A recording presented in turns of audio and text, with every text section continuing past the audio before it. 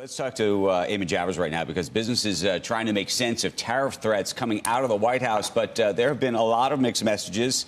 Eamon's with us this morning from Washington. What's going on? Yeah, a lot of plates spinning on a lot of sticks, Andrew, but a little bit of confusion at the White House yesterday over exactly which tariffs are likely to kick in on which date.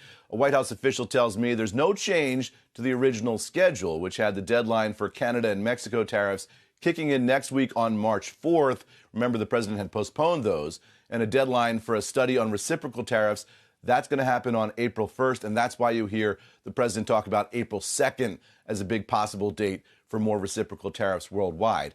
Meanwhile, President Trump said he's made up his mind for tariffs on the European Union, which he said he'll be announcing soon, and which will generally be 25%. He was sharply critical of Europeans for not accepting, as he said, American cars and farm products, and he expressed hostility to the European Union itself. European Union's it was formed in order to screw the United States. I mean, look, let's be honest. The European Union was formed in order to screw the United States. That's the purpose of it. And they've done a good job of it, but now I'm president. So after talking to some officials behind the scenes, our understanding now is that these 25% tariffs on Europe would be put in place after that April 1st study is completed, assuming the study comes in the way the president expects it to.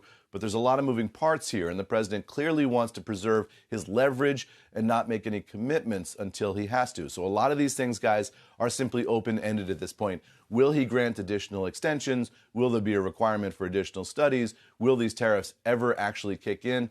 All of that still TBD. Question. The prospect of tariffs is almost worse than tariffs themselves, insofar as it creates a remarkable amount of uncertainty for businesses that are trying to think about whether they should invest in something, not invest in something, and what comes next, right? That is the big question. I'm not suggesting, by the way, obviously, tariffs that are, uniquely, high are, would be very, very difficult. But just the prospect that alone is a challenge. And so the question is whether you believe over the next 3.5 or so years, this is going to be an ongoing debate that's never going to leave us, or do you think that there is some finish line where there's at least certainty around what happens next? Yeah, I don't think there's going to be a finish line here, Andrew. I think the president likes this leverage. You talk about the prospect of tariffs being tricky for businesses that are trying to plan, 3 quarters ahead or what have you. But the prospect of tariffs is very useful for President Trump, right? It gives him negotiating leverage as he sits down with all these world leaders and gets those pressure points to get them to deliver the things that he views as wins, right? The various announcements, ribbon cuttings, investments, all the things that he wants to do for the American people. So I think Trump likes keeping everybody on the back foot a little bit here. He likes this uncertainty. He likes being aggressive with foreign leaders, and I think he's going to keep that up in some shape or form. These individual cases might be resolved, but other things will pop up as this administration goes on. Now, that's just a prediction based on having watched Trump for a long, long time. I appreciate that, but then, Eamon, I'm sure if you're the CEO of Ford and you have a conversation with the president, you're saying, look, I'm hoarding parts, I'm hoarding supplies because I think you're about to tariff these people in Mexico, and I don't know what else to do about it.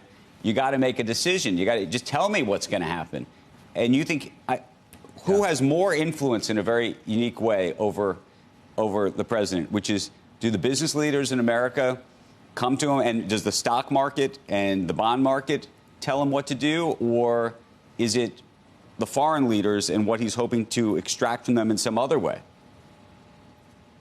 I mean, I think the bond market is going to be very influential here, right? I mean, if we start to see the bond market moving on this, and I think the president does watch the stock market, right? So the dollar, if that uncertainty starts to move the needle on stocks, I think that could be a problem. I think one of the reasons why you see these delays kick up in the first place, Andrew, is because the president watches the stock market and he sees the stock market tremble when we come close to one of these deadlines. And so he kicks the can down the road, preserving his leverage, easing the impact on the market, and ultimately creating a little bit more uncertainty for business.